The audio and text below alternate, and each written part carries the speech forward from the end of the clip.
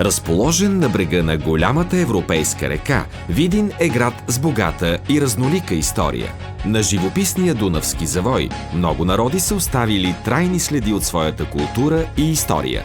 Доказателство за това са паметниците от римската епоха, от българското средновековие, османското владичество и след освобожденския период.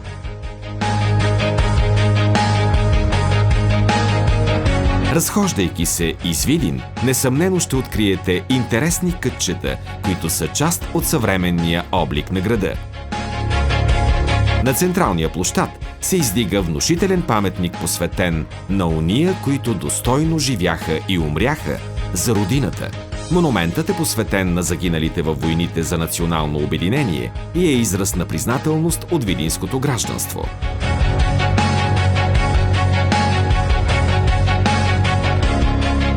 Видин притежава уникална крепостна система, която няма аналог в страната. Част от тази защита са портите или капиите, запазени до днес. Трябва да отбележим, че главната от тях, Стамбол, намираща се в центъра, символично прави прехода от новата към старата част на града и създава усещане за непреходност на историческия символ. Всяка от портите има своя специфична архитектура и декоративни елементи, които по интересен начин се вплитат в съвременния облик на Видин.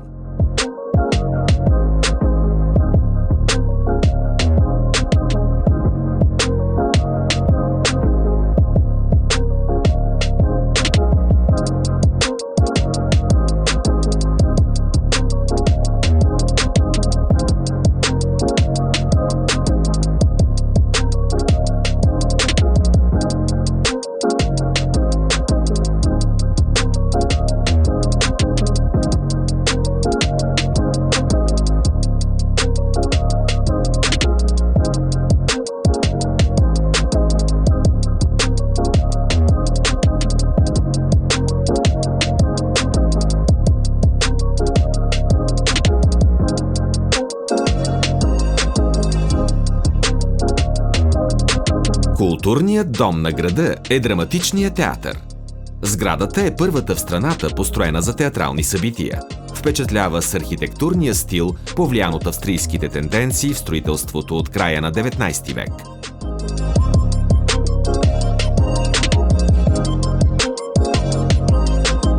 Интересен е фактът, че художествената галерия във Видин е построена за военен клуб, където са се провеждали виенски балове.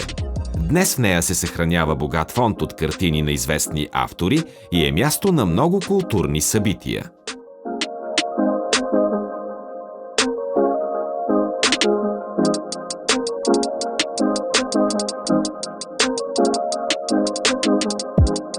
Крайдунавският парк предлага неповторима гледка към европейската река, наситена с много емблематични за града паметници, цветни алеи, фонтани и приятни места за отдих.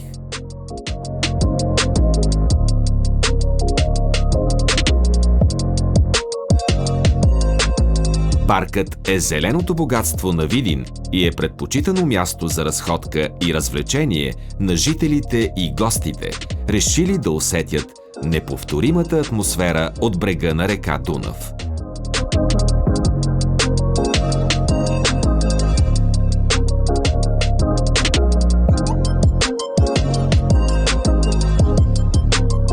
Сградата на Видинската митрополия е построена в началото на 20 век.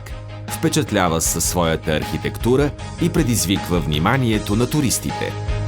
Разположена е срещу джамията и библиотеката на Пазвантоглу. Това показва мирното съжителство на отделните религии и уважение към културата им.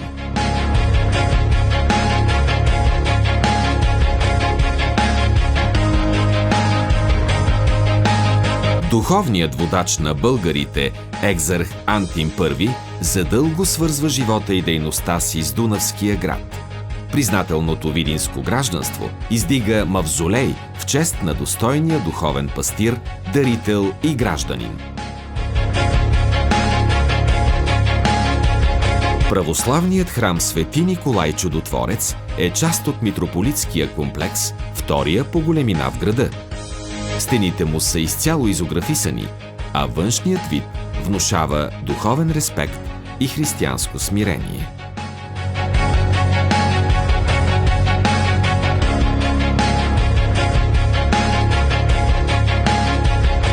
Малката еднокорабна църква Свети Пантелеймон е със статут на национален художествен паметник. Предполага се, че основите са положени още през средновековието. Служила е като катедрална на видинските митрополии през 15-18 век. Свети Пантелеймон е една от двете вкопани църкви в старата част на града.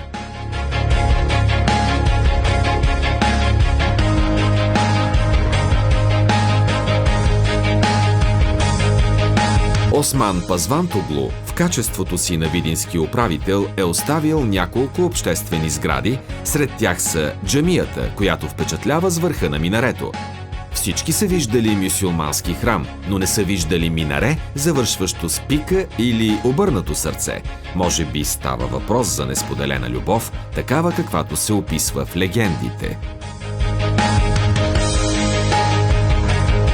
Поглеждайки към джамията, погледа се спира върху по-малка сграда, но отново със знак пика върху купола. Това е библиотеката, построена от Пазвантоглу, в знак на почит към неговата майка. Много богат набор от книги са се съхранявали тук. Впоследствие една част е предадена на Република Турция, а другата е в Националната библиотека Свети Кирил и Методий.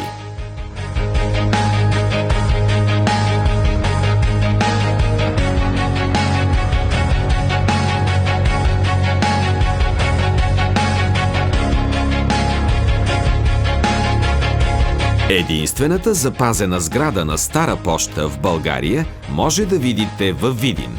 Днес тя е с променена функция и е любимо място за деца и младежи.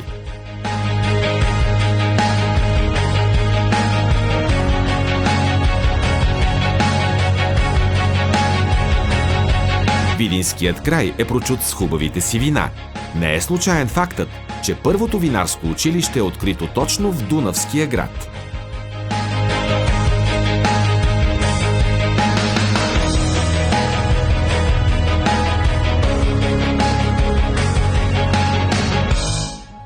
Паметникът на съпротивата бележи новото начало в развитието на Видин след 1944 година, но е и символ на надеждата. Зад него се разкрива внушителна гледка към река Дунав и моста Видин-Калафат.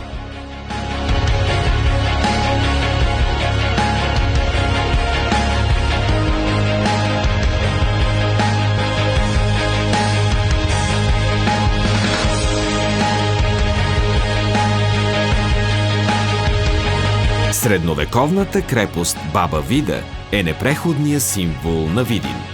Тя пази спомени за славни времена, но и за тежки дни, оцеляла 2000-летия като стожер на Дунава и опазила съкровени тайни за Видинското царство. Крепостта е единственото напълно запазено средновековно отбранително съоръжение в България, изградено върху стари римски основи от античния град Бонония. Българският градеж е от втората половина на X век, който по стил и характер е различен от римския. Средновековният замък непрекъснато е разширяван и надстрояван през вековете. Активният строителен период е от епохата на Видинското княжество, играло важна роля в политиката на Втората българска държава. Най-голямата промяна е направена от цар Иван Срацимир 1355-1396 година, чието име се свързва с построяването на най-високата кула. През 17 век и началото на 18 век крепостта е пригодена за използването на огнестрелно оръжие, като едно от доказателствата за това е тунелът към стрелковата тераса. Със своите внушителни каменни бастиони и кули, с многобройните си бойници и помещения с различно предназначение, тя е съхранила богатата история на Видин. Баба Вида е уникална средновековна крепост и паметник на културата от национално значение.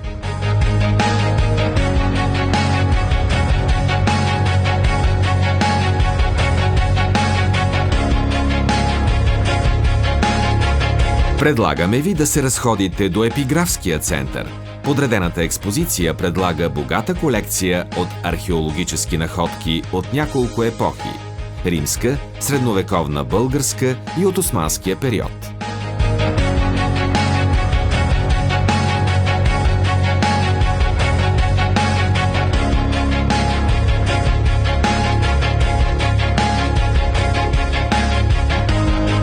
Сградата с забележителен архитектурен план във формата на равнораменен кръст е музей Кръстатата казарма.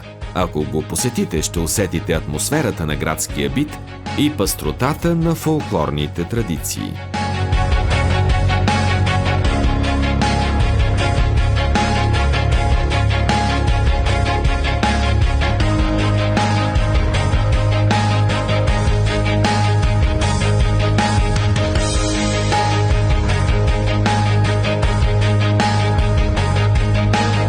Църквата Света Петка, която се намира в старата част на града, е дълбоко вкопана в земята. Според османския граничен закон, християнските постройки са можели да бъдат използвани за нуждите на армията. Църквата била превърната в склад за въглища и така е било до освобождението. Стенописите са били замазани с вар. Единствено по свода са запазени отделни фрагменти. В началото на 20 век службите в нея са възобновени.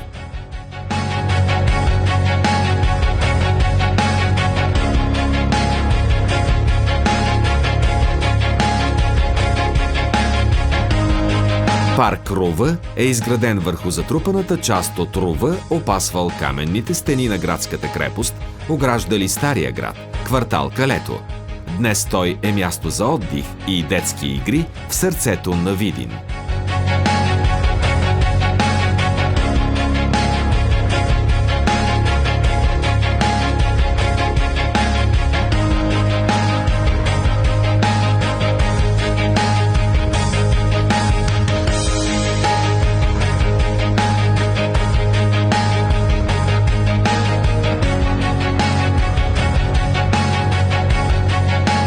Историческият музей Конака се помещава в сграда, която се отличава от останалите. В архитектурата й са вплетени елементи от възрожденската епоха. Това придава оригиналност на нейния външен вид. Вътрешното разположение също е интересно, но това може да се разбере, ако бъде посетен обекта.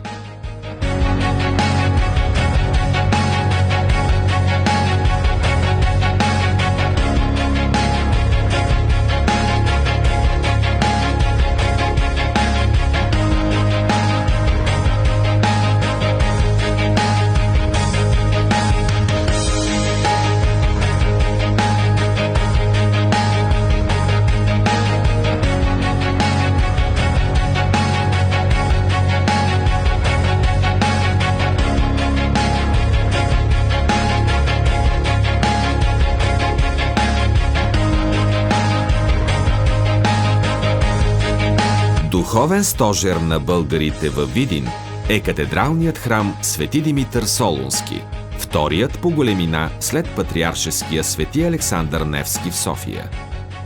В градежа са участвали италиански архитекти и български майстори. Стенописите са изразителни и уникални. Забележителна е сцената с пратениците на цар Петър 927-970 година, поднасящи дарове на свети Иван Рилски. В православния свят няма друг подобен стенопис.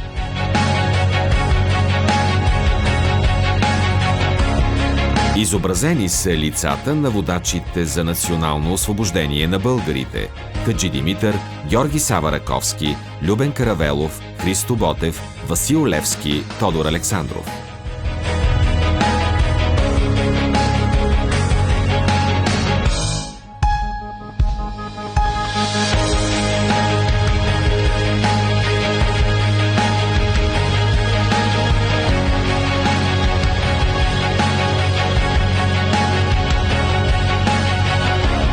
Паметникът на скърбящия войн е посветен на бойците от 3-ти пехотен Бдински полк, загинали с достойнство, защитавайки справедливата кауза на съединението.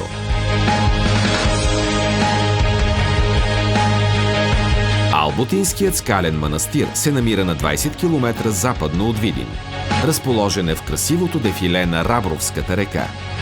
Днес могат да се видят само останки от манастира, изграден в плитки естествени пещери и издълбани ниши в скалите, части от съществувала манастирска църква, от помещения вероятно използвани като монашески килии, трапезария, складове и изба. По форма и произход, мястото наподобява скалните манастири Аладжа и Бесърбовския.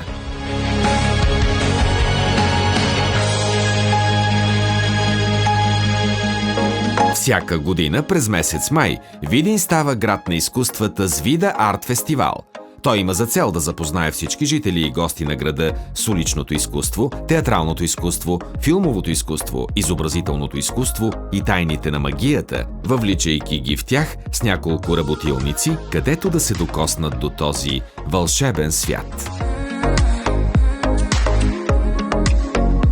Младежкият Summer Vibes фестивал се провежда ежегодно в рамките на 2 дни край емблематичната крепост Баба Вида. Мисията на събитието е да изведе децата от интернет пространството, да им покаже един по-здравословен и не по-малко интересен начин за забавление на открито в реалния свят. Целта е да се насърчи общуването помежду им наживо, без дигитални устройства, както и да се заздрави връзката с родителите им чрез едно общо приятно преживяване. Програмата на фестивала е наситена откъм събития и емоции за малки и големи.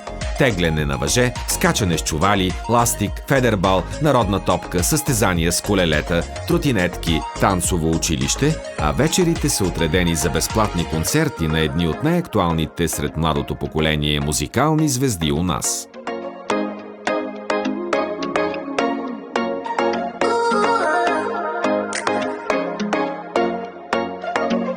На 29 юни се отбелязва Деня на река Дунав с разнообразни събития, свързани изцяло с празника на реката. Най-голямото от тях е уникалното светлинно шоу на средновековната крепост Баба Вида, предшествано от един от най-зрелищните български ритуали – нестинарството.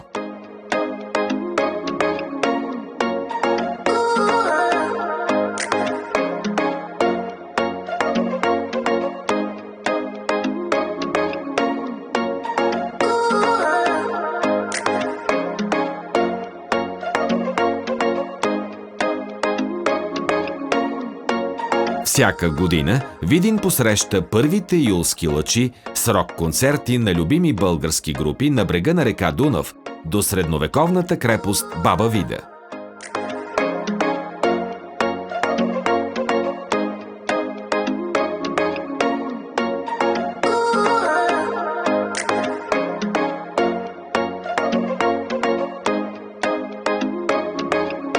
Историята оживява в крепостта Баба Вида, чрез представяне на възстановки по време на средновековния фестивал Бъдин. По традиция се избират сюжети от миналото, свързани с съществуването на видинското деспотство и царство. Събитието включва военни двубои, владетелски договори, династически бракове.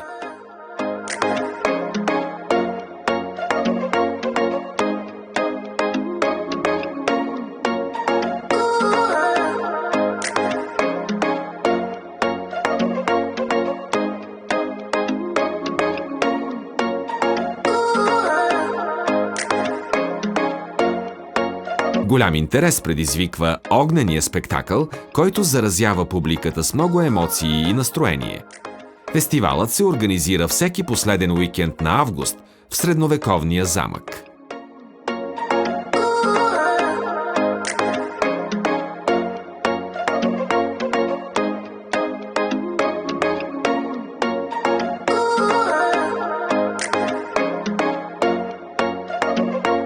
Ежегодно Видин е домакин на международния фолклорен фестивал Синия Дунав. Той се провежда в рамките на 3 дни в крайдунавския парк на града, давайки поле за изява на фолклорни изпълнители и самодейни състави, занаятчии и производители на традиционни стоки, храни и напитки. Фестивалът изпълнява основната си цел – да съхрани, популяризира и развие българския фолклор, бит, култура и родно производство.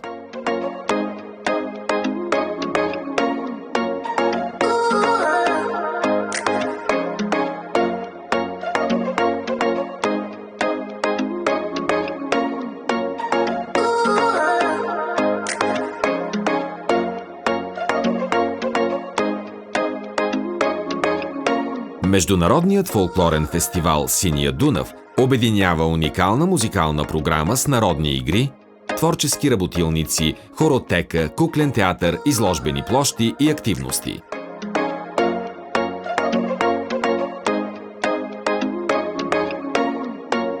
Всяка година фестивалът посреща гости от държави по поречието на река Дунав, а вечерите са отредени за концерти на едни от най-актуалните фолклорни имена у нас.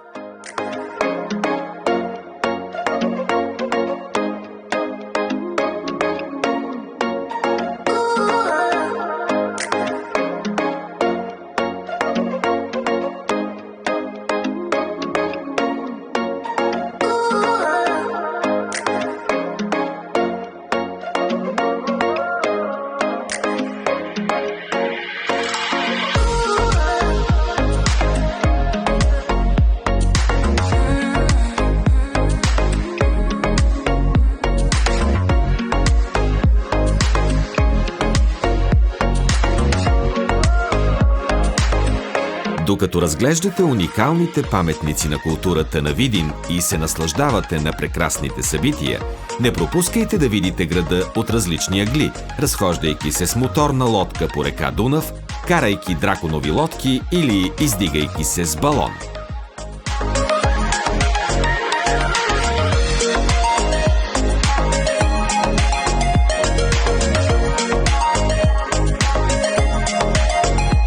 Видин ви очаква, изпълнен с много история, дунавска красота и незабравими фестивални преживявания.